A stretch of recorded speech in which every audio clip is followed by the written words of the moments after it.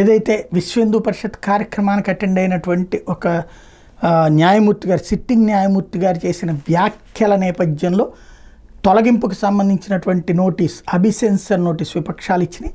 విశ్వ హిందూ పరిషత్ కార్యక్రమంలో Allahabad high court judge justice Shekhar Kumar Yadav చేసిన వివాదాస్పద వ్యాఖ్యలకు సంబంధించి ఆయన మీద అభిశంసనకి పలువురు విపక్ష సభ్యులు శుక్రవారం రాజ్యసభలో నోటీస్ ఇచ్చారు. కపిల్ సిబల్, వివేక్ తన్హా, దిగ్విజయ్ సింగ్, జాన్ బ్రిటాస్, మనోజ్ కుమార్ ఝా, సాకేత్ గోఖలే తదితర 55 మంది విపక్ష ఎంపీలు నోటీస్ మీద సంతకాలు చేశారు.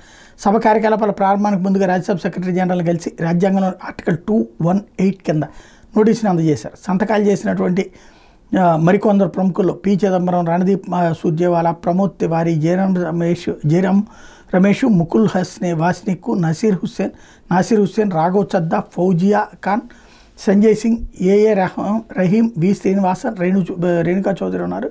విహెచ్పి కార్యక్రమంలో జస్టిస్ యాదవ్ చేసిన ప్రసంగం భారత రాజ్యాంగాన్ని ఉల్లంఘించి మతపరమైన విద్వేషాన్ని రెచ్చగొట్టేలా ఉందని నోటీసులో చెప్పుకొచ్చారు. మైనార్టీలను లక్ష్యంగా చేసుకుని మెజార్టీ ప్రజల అభీష్టం మేరకు దేశం నడవాలంటూ పక్షపాతం చూపించేలా ఆయన బహిరంగంగా మాట్లాడినట్టు ఫిర్యాదు చేశారు.